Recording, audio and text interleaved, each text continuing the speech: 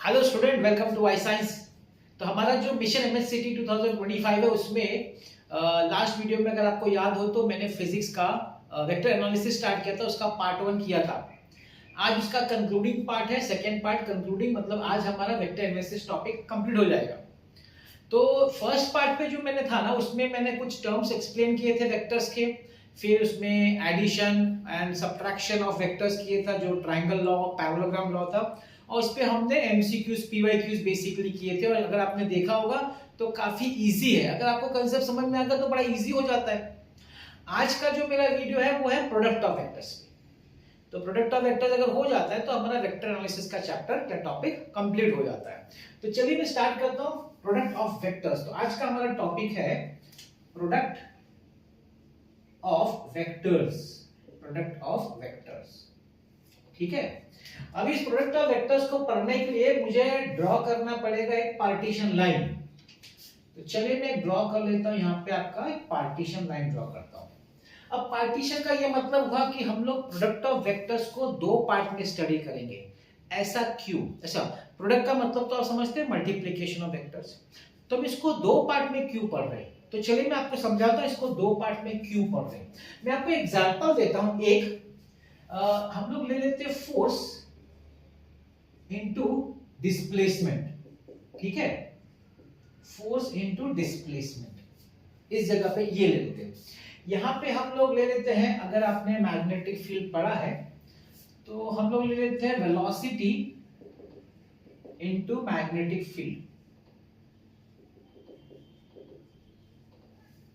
दोनों मल्टीप्लिकेशन है और दोनों वेक्टर्स है, मतलब फोर्स वेक्टर क्वांटिटी है, डिस्प्लेसमेंट वेक्टर क्वांटिटी है, वेलोसिटी वेक्टर क्वांटिटी है, मैग्नेटिक फील्ड भी वेक्टर क्वांटिटी है।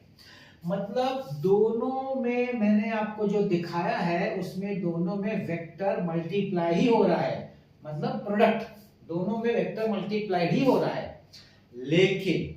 लेकिन इन दोनों वेक्टर का मल्टीप्लिकेशन का जो रिजल्टेंट है ना दोनों में, वो अलग अलग है। कैसे अलग अलग है?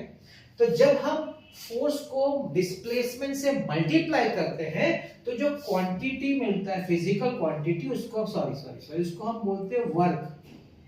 यहां पे हम उसको क्या बोलते हैं? वर्क। और यहां पे हम उसको बोलते हैं मैग्नेटिक फोर्स। Magnetic force. अब आप बोलेंगे ये क्या? हाँ सर ये तो नाम है ना, इसमें क्या हुआ?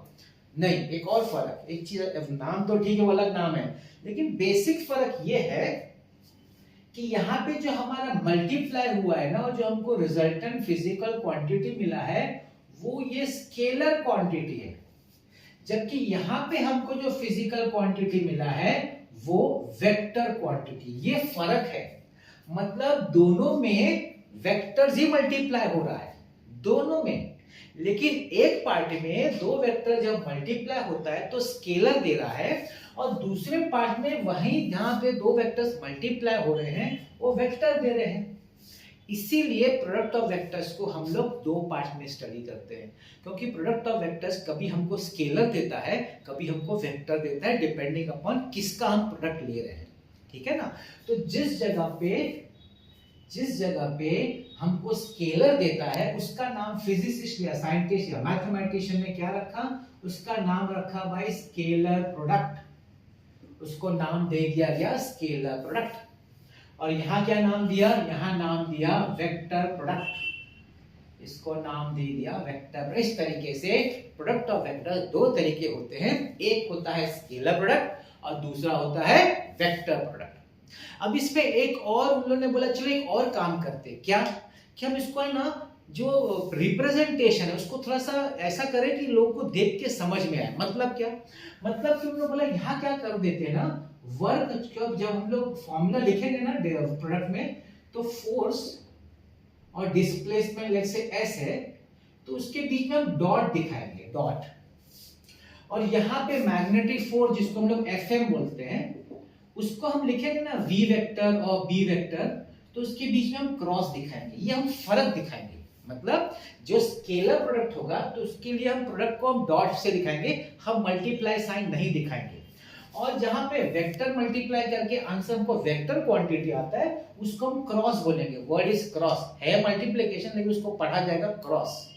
इसीलिए इस वेक्टर प्रोडक्ट का दूसरा नाम जो पड़ा वो पड़ा cross product, it is called as cross product. और इसका नाम पड़ गया स्केलर प्रोडक्ट जो है उसका नाम पड़ गया डॉट प्रोडक्ट। इस तरीके से स्केलर प्रोडक्ट का दूसरा नाम है डॉट प्रोडक्ट और वेक्टर प्रोडक्ट का दूसरा नाम है क्रॉस प्रोडक्ट। तो ये मैंने आपको हिस्ट्री बताई, कहानी बताई है किस तरीके से हम प्रोडक्ट और वेक्टर जो पढ़ते हैं वो दो तरह के होते हैं, dot product and cross product. ठीक है, अब मैं आ जाता हूं इसके मैथमेटिकल पार्ट पे। अभी हम लोग इसके टर्म समझेंगे, इसके फॉर्मूला जो भी है।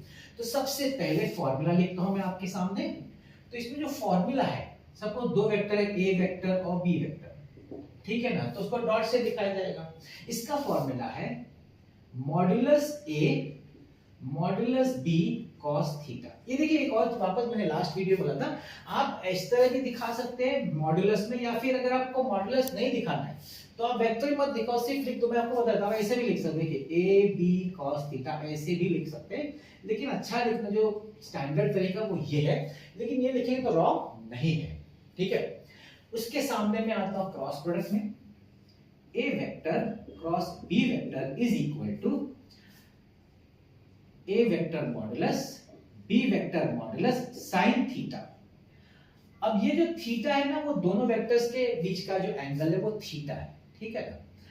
तो अब यहाँ पे क्या है ना कि अब यहाँ पे तो देखिए ये, चलो मैं दिखा दूं, चलो ये आपका सपोज ए वेक्टर है और ये बी वेक्टर है और ये एंगल थीटा है, सेम थिंग उधर है। लेकिन लेकिन लेकिन ये तो ठीक है, ये फॉर्मूला कंप्लीट है, ये फॉर्मूला इनकम्प्लीट है। पता है क्यों इनकम्प्लीट है? क्योंकि इसका जो आंसर है, रिजल्टेंट है, वो वेक्टर है। अभी जितना आपने लिखा है उसमें तो आपने सिर्फ मैग्नीट्यूड बताया, वेक्टर को मैग्नीट्यूड के साथ डायरेक्शन भी तो होना चाहिए, हमने डायरेक्शन दिखाया नहीं है। तो वो डायरेक्शन कौन दिखाता है मालूम है ना, यूनिट वेक्टर। तो डायरेक्शन दिखाने के लिए हमको यहाँ यूनिट वेक्टर दिखाना पड़ता है, जिसको आप n cap u cap whatever कोई भी यूज कर सकते हैं। वो डायरेक्शन दिखाने के लिए आपको यहाँ वो चीज नहीं लगता है। क्यों? क्योंकि तो स्केलर क्वांटिटी, इसको डायरेक्शन नहीं चाहिए, लेकिन ये तो वेक्टर क्वांटिटी है तो इसको डायरेक्शन चाहिए। अब मैं आपको इसका डायरेक्शन समझाता हूं क्योंकि वो समझना बहुत जरूरी है एमसीक्यूज के लिए। इसका जो डायरेक्शन वाला कांसेप्ट है बहुत इंपॉर्टेंट है। क्या है सुनिए, अब सपोज ऐसे आपके दो वेक्टर्स हैं, ठीक है ना, ये आपका ए वेक्टर है और ये आपका बी वेक्टर है और इनके बीच में एंगल थीटा है। अब मैं बोल रहा हूं A vector cross B vector, मतलब मैं घूम रहा हूं ए से बी, ऐसे घूम रहा हूं, ठीक है ना। अभी आपको प्लेन समझना पड़ेगा। प्लेन देखिए, ऐसा एक प्लेन है, उधर इसके ऊपर दो वेक्टर है, तो हम लोग घूम रहे हैं, है ना। ऐसा ए से बी जब हम घूमेंगे ना, जब आप घूमेंगे तो आपका थंब ऊपर की तरफ है, तो this is right hand thumb rule बोल सकते हैं। सब घुमाया ए से बी तो ऊपर जा रहा है, इसका मतलब है इसका जो रिजल्टेंट होगा, ये जो क्रॉस प्रोडक्ट है वो परपेंडिकुलर है, परपेंडिकुलर। ये है ए वेक्टर क्रॉस बी वेक्टर का डायरेक्शन। रिमेंबर, ये मैग्नीट्यूड भी देगा साथ में डायरेक्शन। तो आप यहाँ पे दिखा सकते हैं एन कैप, यही आपका है यूनिट वेक्टर का डायरेक्शन। तो जब भी आपके दो वेक्टर्स हैं ऐसे, ठीक, तो इनका आप क्रॉस प्रोडक्ट मारेंगे ना, तो आपको उंगलियां घुमानी है, कर्ल करनी है, तो थंब ऊपर की तरफ जा रहा है, तो यहाँ पे परपेंडिकुलर, दोनों वेक्टर को परपेंडिकुलर, जिस प्लेन में ए वेक्टर और बी वेक्टर लाई करते हैं उनका जो क्रॉस प्रोडक्ट है उनके प्लेन को परपेंडिकुलर होगा। तो क्या हमेशा ऊपर होगा? नहीं, ये तो आपने ए क्रॉस बी लिया है, सपोज आप उल्टा ले बी क्रॉस है, तो आपकी जब उंगलियां घूमेंगी ना बी क्रॉस है, तो आपका थंब नीचे की तरफ जाएगा, नीचे की तरफ जाएगा, तो उस समय बी क्रॉस ए में डायरेक्शन नीचे हो जाएगा। आप समझ रहे हैं? तो किस डायरेक्शन में आप अपनी उंगलियां घुमा रहे हैं, तो थंब ए से बी में ऊपर जा रहा है, बी से ए में नीचे जा रहा है, तो सेकंड केस में डायरेक्शन नीचे की तरफ हो जाएगा। तो डिपेंड करता है कि आपने क्रॉस प्रोडक्ट किस डायरेक्शन में अप्लाई किया। तो अभी तो हम लोग ए क्रॉस बी समझ रहे हैं, तो उसके हिसाब से मैंने बताया। लेकिन इस चीज को बड़ा दिमाग में क्लियर रखिए कि ये बात करता है परपेंडिकुलर, मतलब आपको एमसीक्यूज में आपको क्या ध्यान रखना पता है, अगर आपको बोला है दो वेक्टर है और उसका रिजल्टेंट जो है परपेंडिकुलर है, मेरी बात समझिए, दो वेक्टर है उसका रिजल्टेंट परपेंडिकुलर है, तो परपेंडिकुलर तभी होगा जब उसका क्रॉस प्रोडक्ट हो, ये ध्यान रखिएगा। तो क्रॉस प्रोडक्ट वर्ड मतलब परपेंडिकुलर, परपेंडिकुलर वर्ड है तो दिमाग में क्लिक होना चाहिए भाई ये क्रॉस प्रोडक्ट की बात हो रही है। इस बात को भूलिएगा मत, ठीक। हम लोग जब एमसीक्यूज करेंगे तो और क्लियर होगा। अच्छा अभी सपोज मुझे सिर्फ मैग्नीट्यूड में इंटरेस्ट है, मुझे डायरेक्शन में इंटरेस्ट नहीं है, तो क्या करूं? तो ठीक है, काम करते हैं, इसको हम लोग मॉड्यूलस में ले लेते हैं, मॉड्यूलस। तो जैसे आपने मॉड्यूलस में लिखा तो आपका मैग्नीट्यूड ही आ जाएगा। तो आपको क्या आएगा? मैग्नीट्यूड ए vector magnitude b vector sin theta. फिर इनके आपकी जरूरत ही नहीं है ना, क्योंकि आपने सिर्फ बोला आपको मैग्नीट्यूड ही चाहिए। ओके, तो there is no use of direction then, ठीक है। तो जब भी आपको मैग्नीट्यूड लिखना है क्रॉस में, आपको उसको मॉडुलस में लिखना पड़ेगा। आगे बढ़ते हैं। तो देखिए मैं दोनों साथ में कर रहा हूं जिससे आपको कंपैरिजन भी हो जाए। अब यहां से आप क्या कर सकते हैं? एंगल निकाल सकते हैं दोनों वेक्टर के बीच में। सपोज पूछते हो लोग एंगल निकालो, तो cos थीटा का फॉर्मूला क्या होगा? a vector dot b vector upon modulus a vector modulus b vector. यहां पे sin theta is equal to modulus a vector cross b vector upon modulus a vector modulus b vector. तो ये दोनों, ये dot product में या cross product में theta निकालने का तरीका है। बहुत बार जब आपको पूछते हैं ना कि दो वेक्टर देंगे, बोलेंगे थीटा निकालो, तो जनरली हम लोग ये मेथड फॉलो करते हैं। आप ये कर सकते हैं, लेकिन ये थोड़ा लेंदी, आपको मैं आगे बताऊंगा क्यों लेंदी है। ये शॉर्ट में जल्दी हो जाता है, ये मेथड से थीटा आसानी से निकलता है, ये मेथड में थोड़ा सा लेंदी हो जाता है, इसीलिए तकलीफ है। नहीं तो दोनों मेथड यूज कर सकते हैं एंगल निकालने के लिए, अगर आपको दो वेक्टर दिया है तो। ओके, तो ये हो गया आपका वेक्टर एंगल निकालने का तरीका। अब मैं बात करूंगा कुछ प्रॉपर्टीज की। Will talk about some properties कि ये प्रोडक्ट में क्या प्रॉपर्टीज है। कुछ प्रॉपर्टीज हैं, उनकी बात कर लेते हैं। तो let's talk about the first property. पहली प्रॉपर्टी ये है कि a vector dot b vector को लिख सकते हैं b vector dot a vector. इसको हम बोलते हैं commutative property, commutative order change, है ना। चलता है यहाँ पे a vector cross b vector is not equal to b vector cross a vector. Cross product में कम्यूटेटिव नहीं चलता, क्रॉस प्रोडक्ट में कम्यूटेटिव नहीं चलता। क्यों? मैंने अभी बताया था, क्योंकि वेक्टर प्रोडक्ट में तो डायरेक्शन भी इंपॉर्टेंट है ना। a क्रॉस b में आपका थंब ऊपर है, मतलब b क्रॉस a में आपका थंब नीचे, तो आपका तो डायरेक्शन ऑपोजिट हो गया। तो कैसे आप बोल सकते हैं इक्वल? हाँ, अगर आपको इक्वल दिखाना है फिर भी तो हो सकता है। कैसे मालूम है? But you can write like this, a vector cross b vector is equal. अगर इक्वल लिखना था तो लिखना माइनस। ये माइनस क्या बताता है? Negative of a vector. Negative of vector मतलब वही मैग्नीट्यूड लेकिन ऑपोजिट डायरेक्शन में। तो वही है लेकिन डायरेक्शन ऑपोजिट है। आप ये लिखेंगे तो इक्वल टू दिखा सकते हैं। अगर आपने माइनस साइन लिख दिया ना तो it is perfectly okay, equal to आप लिख सकते हैं, ठीक है। तो ये एक प्रॉपर्टी होगा। ध्यान रखिएगा कि प्रॉपर्टी, और इस प्रॉपर्टी पे एमसीक्यू क्वेश्चन है। मैं आपको बताऊं किस तरह का क्वेश्चन है, लेकिन इस बात को ध्यान रखिएगा। सेकंड क्या है ना कि डिस्ट्रीब्यूटिव, जैसे a vector dot b vector plus c vector, तो डिस्ट्रीब्यूट करो a vector dot b vector plus a vector dot c vector, distribute. यहां भी डिस्ट्रीब्यूट होता है a vector cross b vector plus c vector, ऐसा है suppose a vector cross b vector plus a vector cross c vector. अब देखिए distributive commutative, पता कहीं और भी पढ़ा आपने मैथमेटिक्स में, याद है ना लॉजिक चैप्टर में, लॉज ऑफ दोस स्टेटमेंट्स, यही सब था। डिस्ट्रीब्यूटिव लॉ, कम्यूटेटिव लॉ, वो चीज इधर भी है, वही चीज है। ओके, आगे बढ़ो। नेक्स्ट पॉइंट, अगर मैं खुद के वेक्टर के साथ डॉट करूं, खुद के वेक्टर के साथ, और अगर मैं खुद के वेक्टर के साथ क्रॉस करूं, तो क्या होगा खुद के साथ? अब देखिए यहां पे क्या होगा। अगर मैंने खुद के साथ वेक्टर के साथ डॉट प्रोडक्ट किया, तो इसका मतलब है खुद के साथ किया तो भाई खुद के बीच में तो कुछ एंगल ही नहीं बनेगा, 0 डिग्री बनेगा ना। खुद के साथ किया ना, एक के ऊपर एक, वही तो वेक्टर खुद के साथ ही आप करें तो बीच में एंगल है ही नहीं दोनों वेक्टर में, तो थीटा इज 0। अगर थीटा 0 है तो इसके हिसाब से cos 0 इज 1, cos 0 इज 1। तो यहां पे बनेगा a vector modulus into a vector modulus, ये फॉर्मूला के हिसाब से तो हो जाएगा a वेक्टर मॉडुलस स्क्वायर। तो खुद का जब डॉट प्रोडक्ट लिखते हैं तो मॉडुलस स्क्वायर लिखते हैं। अब आप बताइए यहां क्या होगा? यहां साइन है, थीटा 0 है, and what is sine 0? Sine 0 is 0। यहाँ पे तो भाई 0 आएगा। आप समझ रहे हैं? ऐसा। अब मैं आपको इसके बाद बताना चाहूंगा कि एग्जाम में क्या पूछा था कि एमसीक्यू, मैं उसको लिखूंगा नहीं, यहाँ डिस्कस ही कर लेता हूँ।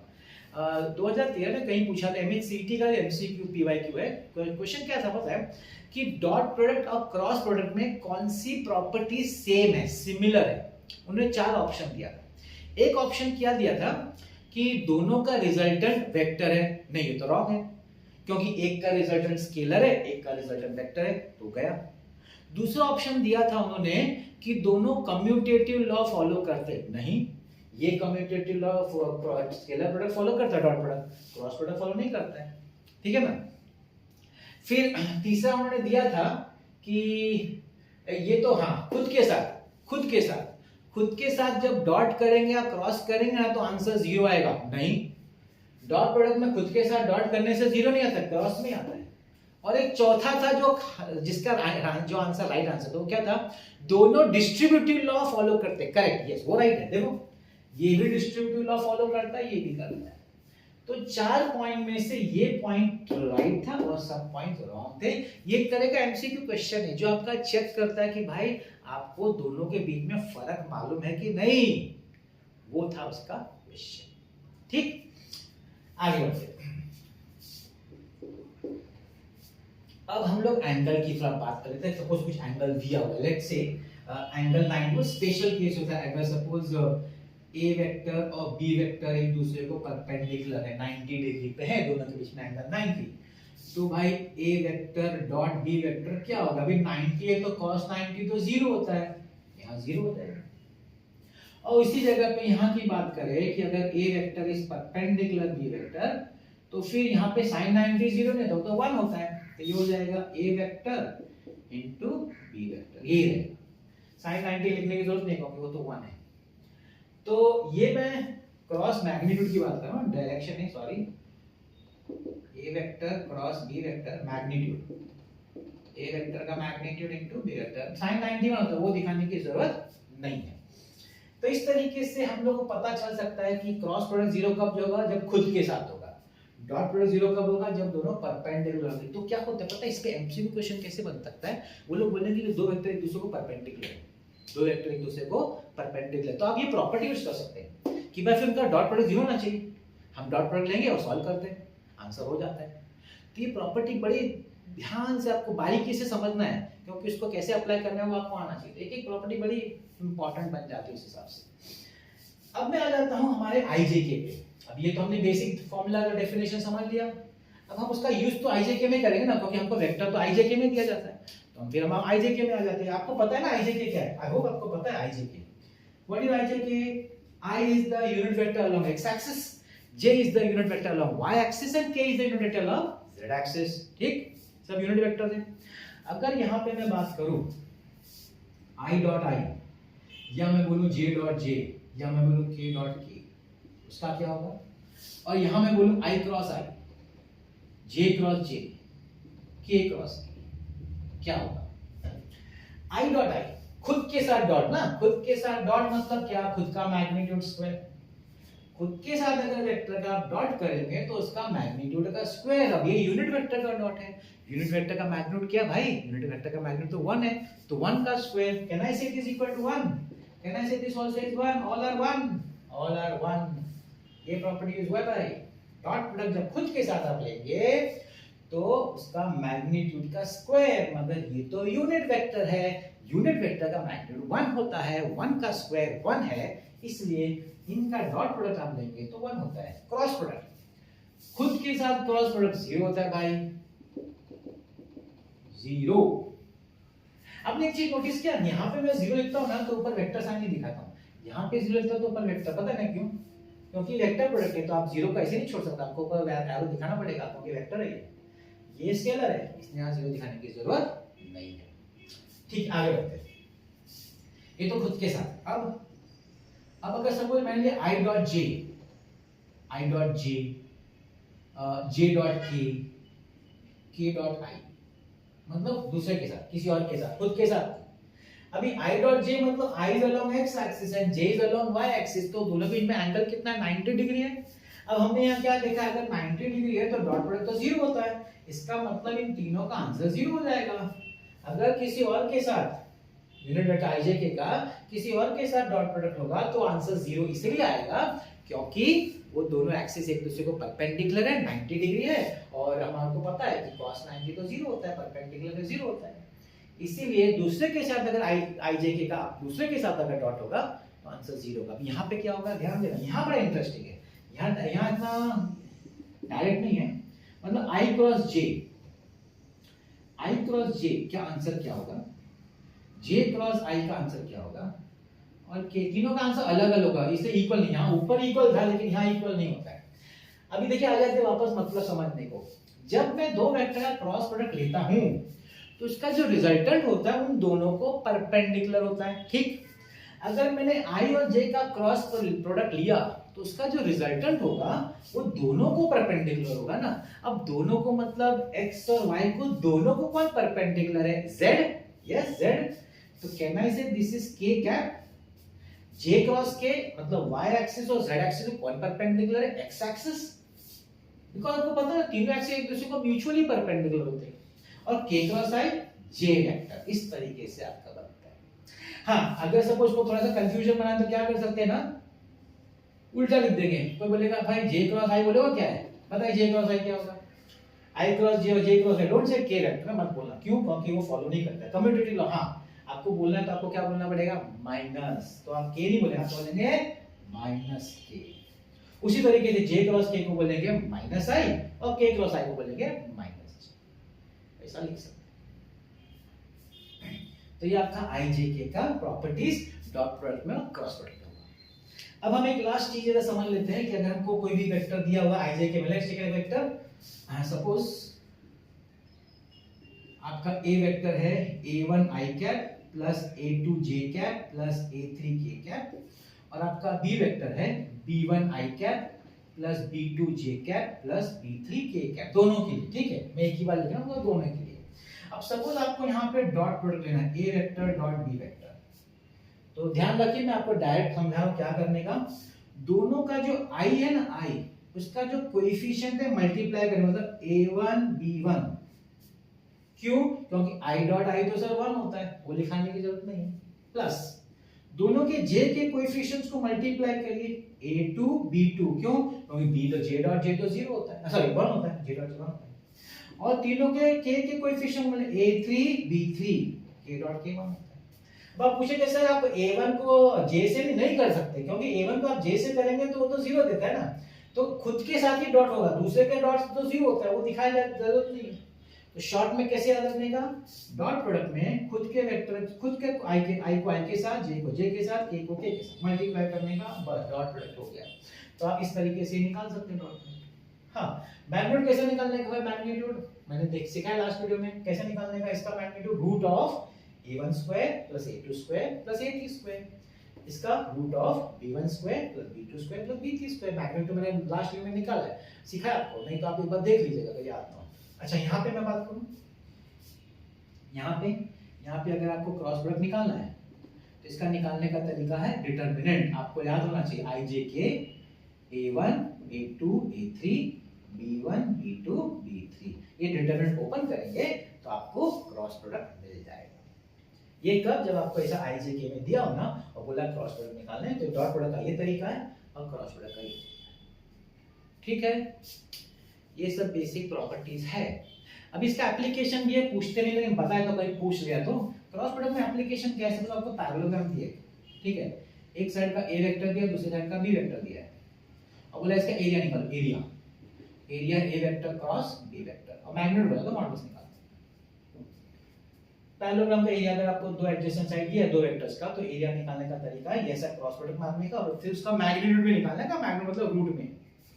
और वहीं अगर ट्रायंगल दिया है, सपोज ट्रायंगल a वेक्टर है, ये b वेक्टर है, तो ट्रायंगल पैरेललोग्राम का आधा होता है, तो इसका एरिया निकालना है तो half of a vector cross b, मतलब क्रॉस प्रोडक्ट ऐसे डिटरमिनेंट से निकालने का, उसका जो मैग्नीट्यूड है उसका आधा कर देते हैं तो एरिया ऑफ ट्रायंगल मिल जाता है। ये बेसिक एप्लीकेशन पूछा तो नहीं अभी तक, शायद पूछ लें, मैं चलो बता दूं। इतने में अपना पूरा कांसेप्ट कंप्लीट हो गया भाई, जो वेक्टर एनालिसिस का प्रोडक्ट ऑफ वेक्टर है, जिसको ये समझ में आ गया उसको पूरा प्रोडक्ट ऑफ वेक्टर समझ में आ जाता है। ठीक, अब हमारा नेक्स्ट काम क्या है? हमारा नेक्स्ट काम है एमसीक्यू देखना है, क्योंकि कंसेप्ट अगर हो गया है तो एमसीक्यू देख लेते हैं। चलिए देखते हैं एमसीक्यू। तो देखिए आपके सामने मैंने 3 क्वेश्चन लिखा है। ये 3 क्वेश्चन का सिग्निफिकेंस ये है कि ये ओरल क्वेश्चन है। आपके पीवाईक्यूज ये है, पूछा कि एमएससीटी में, लेकिन ओरल है, बता दो कैसे आप, अगर आपका कंसेप्ट क्लियर है तो हाँ भाई ध्यान रखिएगा। 3 vectors A vector, B vector and C vector are such that, मैं पहला सम की बात कर रहा हूं, A vector dot B vector is equal to A vector dot C vector is equal to 0। अब मैंने प्रॉपर्टीज में आपको बताया अगर दो वेक्टर, अगर डॉट प्रोडक्ट 0 होता है मतलब वो दो वेक्टर एक दूसरे को परपेंडिकुलर होना चाहिए। इसका मतलब है कि A vector should be perpendicular to B vector और A vector should also be perpendicular to C vector ना। डॉट जिसका जिसका 0 सब परपेंडिकुलर होना चाहिए।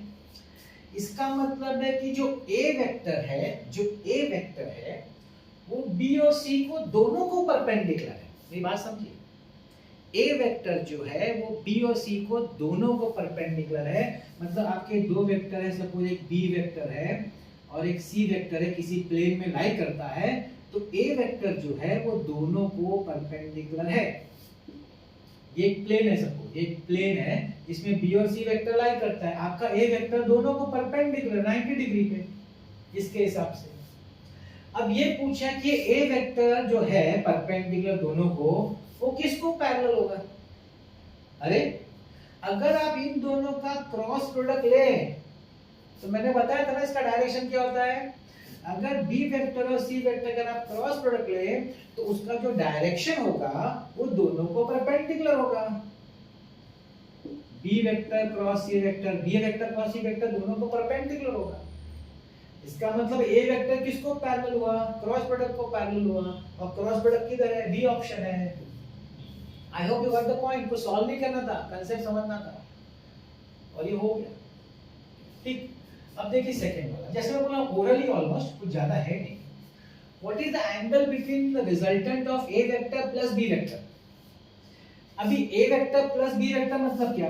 अभी आपका एक प्लेन है, ठीक, इसमें एक ए वेक्टर है और एक बी वेक्टर है, तो इसका रिजल्टेंट तो प्लेन में लाई करेगा ना, ऐसा पैरेललोग्राम लॉ से, यही तो रिजल्टेंट है ना, ए वेक्टर प्लस बी वेक्टर ये है। अच्छा, ए वेक्टर क्रॉस बी वेक्टर किधर होगा सर? वो तो परपेंडिकुलर होगा सर। तो पूछा कि इन दोनों में एंगल कितना होगा? अरे ये रिजल्टेंट तो प्लेन में लाई करता है और क्रॉस प्रोडक्ट तो परपेंडिकुलर है, तो दोनों में एंगल कितना होगा? सोचने वाली बात थोड़ी, 90 डिग्री होगा, π/2 होगा, क्योंकि ए वेक्टर प्लस बी वेक्टर तो प्लेन में लाई करेगा, लेकिन क्रॉस प्रोडक्ट तो उसको परपेंडिकुलर लाई करेगा। था कि नहीं होगा? तीसरा मस्त क्वेश्चन है। A vector f1 is a unit vector in the positive direction of x axis। इसका मतलब है f1 वेक्टर x एक्सिस के पॉजिटिव डायरेक्शन में। यूनिट वेक्टर कौन है भाई? वो तो i कहते हैं ना, वो तो i कहते हैं। हो गया। अच्छा, f2 is of magnitude 4। अभी f2 के बारे में सिर्फ इतना बोला है कि उसका जो मैग्नीट्यूड है ना वो 4 है। अब वो कौन से डायरेक्शन में नहीं बोला है, सिर्फ बोला उसका मैग्नीट्यूड 4 है। बोला है कि अगर दोनों का क्रॉस प्रोडक्ट मतलब f1 वेक्टर का और f2 वेक्टर का क्रॉस प्रोडक्ट लेंगे तो आंसर 0। अब मेरे को याद कराओ, अभी मैंने जो आपको सिखाया क्रॉस प्रोडक्ट, दो वेक्टर का क्रॉस प्रोडक्ट कब 0 होता है? जब वो खुद के साथ क्रॉस लेते हैं, खुद के साथ।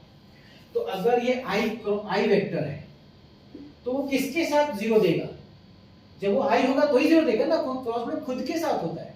इसका मतलब है f2 में i आना चाहिए, i आना चाहिए और कुछ नहीं, सिर्फ i। उसके साथ नंबर उससे मैग्नीट्यूड दिया 4, मतलब something like 4i, something like 4i, exactly नहीं, इट कोई +4i और कोई -4i, but something like 4i।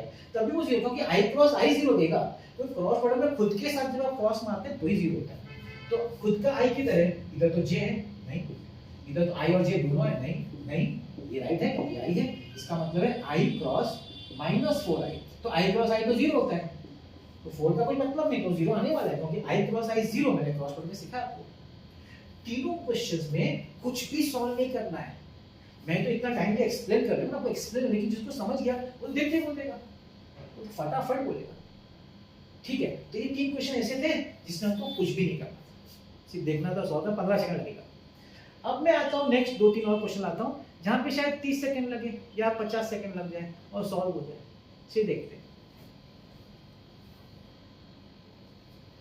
Okay, next हम लोग देखते हैं कि नेक्स्ट 3 क्वेश्चन आपके लिए मैं लाया हूं इधर, सब पी बाय क्यू से ध्यान रखिएगा, ठीक है ना। द एंगल, ये थोड़ा सा कैलकुलेशन ज्यादा नहीं है, देख लेते हैं पहला वाला। हम talking the first question. The angle, देखिए फर्स्ट मैं करूंगा, सेकंड आपको करना है, इसलिए अच्छी तरह समझ लीजिए। The angle between the vectors a vector and b vector will be. अभी एंगल निकालने का हमने फॉर्मूला देखा था ना, cos theta is equal to a vector dot b vector upon modulus a vector modulus b vector, ठीक। तो dot product में मैंने क्या समझाया था कि i को i से मल्टीप्लाई करो, j को j से करो, k को k से करो, तो ये हो जाएगा 3 into 3 plus 4 into 4 plus 5 into -5 upon modulus. Modulus magnitude कैसे निकालते हैं, root of 3 square plus 4 square plus 5 square. B vector का मॉडुलस 3 स्क्वायर प्लस 4 स्क्वायर। आप बोलेंगे सर -5 लिखने का जरूरत नहीं है क्योंकि स्क्वायर करोगे तो नेगेटिव तो निकल जाता है, ठीक है। 3 3 are 9 plus 16 minus 25 upon root of, अब ये आपका है 16 प्लस 9 25 में 50, रूट 50, वो भी रूट 50 है। अब ये 20, अरे ये तो 0 आ गया, नीचे का तो पास 0, मतलब cos थीटा 0। अब cos थीटा 0 मतलब थीटा तो होना चाहिए 90 डिग्री, किधर है 90 भाई, हो गया ना सर, सी। अब सेकंड चाहिए तो मैं आपको हिंट दे देता हूं, ये आपका p वेक्टर है। अब बोला है दूसरा unit vector along x axis, तो यहां ले लीजिए q वेक्टर लीजिए, सिर्फ i कैप बस, क्यों, क्योंकि बोला unit vector along x axis, तो q वेक्टर को आप लेंगे i कैप। ये आपका p वेक्टर है, ये आपका q वेक्टर है। Same formula p vector dot q vector upon modulus p vector modulus q, same formula use करने का, और आपको कुछ आएगा, नंबर आएगा, जैसे फ्रैक्शन आएगा, देख लेगा कौन सा फ्रैक्शन होता है, ये ट्राई करने का है कि नहीं, अपने को ट्राई भी करने का। अब मैं थर्ड बता रहा हूं, थर्ड, दोनों वेक्टर्स परपेंडिकुलर। मैंने बताया जब भी दो वेक्टर्स परपेंडिकुलर है इसका मतलब उसका जो डॉट प्रोडक्ट है वो 0 होगा। इसका मतलब है कि a vector dot b vector should B 0।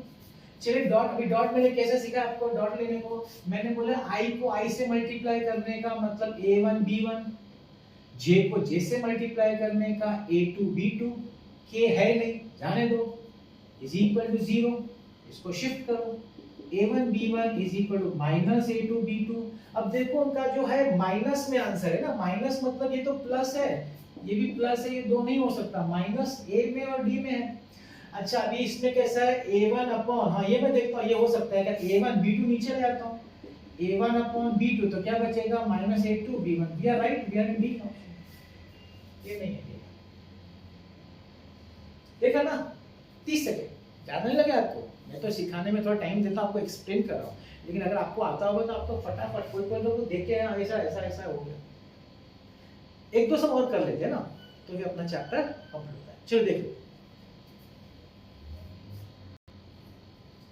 तो देखिए आ गए हम लोग लास्ट 3 क्वेश्चंस पे, जिससे कि हमारा चैप्टर कंप्लीट हो जाता है, ठीक है। First question, the vectors a vector plus b vector, a vector minus b vector are right angle perpendicular, मतलब dot product 0, a vector plus b vector dot a vector minus b vector is equal to 0, क्यों, perpendicular है तो dot product 0 होगा। तो पहला हो जाएगा a vector dot a vector, दूसरा होगा minus a vector dot b vector, फिर b से करिए b vector dot a vector minus b vector dot b vector is equal to 0। ये दोनों प्लस माइनस है तो कट गया, खुद का वेक्टर का डॉट तो मॉडुलस स्क्वायर माइनस खुद का वेक्टर डॉट मॉडुलस स्क्वायर, इसको वहां लेके जाइए, square is equal to b vector modulus square, root ले लीजिए। क्या मुझे आंसर आ गया, हाँ भाई आंसर तो आ गया सर, 30 सेकंड के अंदर आंसर आता है तो हो गया सब।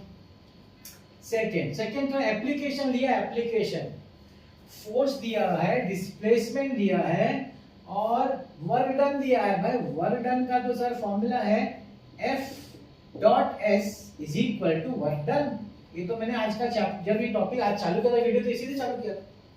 तो फोर्स क्या है 3i cap plus 6j cap plus 2k cap dot displacement कितना है -4i cap plus xj cap plus 3k cap is equal to work done कितना है भाई 12 जूल्स बार। डॉट प्रोडक्ट कैसे लेने को बोला, i को i से मल्टीप्लाई करो, j को j से करो, k को k से करो। तो 3 4 का 3 into -4 plus 6 into x plus 2 into 3 is equal to 12. -12 plus 6x plus 6 is equal to 12. -12 plus 6 is -6, वहां जाएगा तो +6, तो 6x is equal to 18, x is equal to 3. You have the option 3. Yes, option 3 है भाई, A option. I hope आपको समझ में आ रहा है, सिंपल है ना, है कि नहीं? बस ऐसे क्वेश्चन आए भाई, ऐसे आए हैं। And the last one unit vector, ये बोला यूनिट वेक्टर है। What is unit vector? मतलब उसका जो मॉड्यूलस होगा ना ai cap plus bj cap का मॉड्यूलस वो 1 होना चाहिए। अब मॉड्यूलस मतलब root of magnitude a square plus b square is equal to 1, या आप बोल सकते हैं कि रूट स्क्वायर ले लेंगे तो ये इक्वेशन है, ठीक। अच्छा बोला ये है ना, इसको परपेंडिकुलर याद रखना, जब भी दो वेक्टर्स परपेंडिकुलर बोले ना तो इसका डॉट प्रोडक्ट जीरो ले लें, कुछ ज्यादा सोचने का नहीं।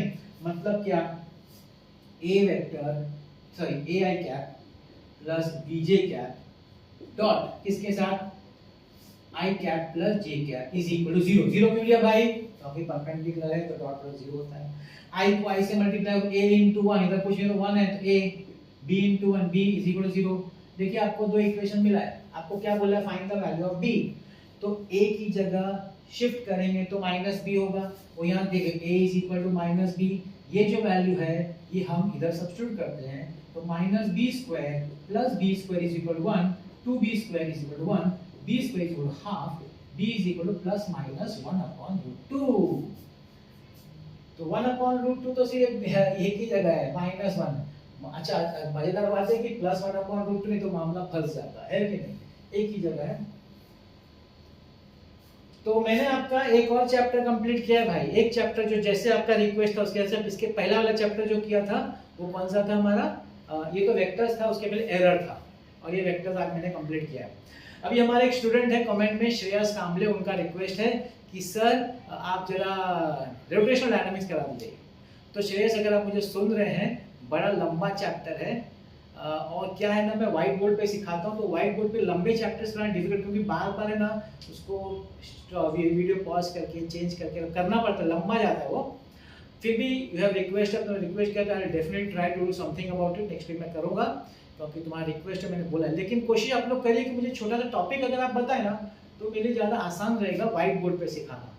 तो स्मार्ट बोर्ड पे क्या होता है कि आप लेंथी खींच सकते हैं, लंबा हो सकता है आपका लेक्चर्स बिना डिस्टर्बेंस के, वो फर्क हो जाता है। फिर भी Shreyas, I will definitely do it for you, rotational dynamics will be by next topic, मगर उसको मैं कोई टॉपिक वाइज छोटा छोटा टॉपिक में ब्रेक करके लूंगा, पूरा एक साथ नहीं ले पाऊंगा, ठीक है। आई होप आपको मेरा वीडियो समझ में आ गया, दो चैप्टर आपका अच्छी तरह प्रिपेयर हो गया होगा मेरे वीडियो से। अगर है तो डेफिनेटली कमेंट में बताइएगा, और कुछ भी आगे कोई भी छोटा टॉपिक अगर आपका होगा रिक्वेस्ट तो डालिएगा, मैं डेफिनेटली आपके लिए करूंगा, ठीक है ना। ऑल द बेस्ट, आज का वीडियो देखने के लिए बहुत बहुत धन्यवाद।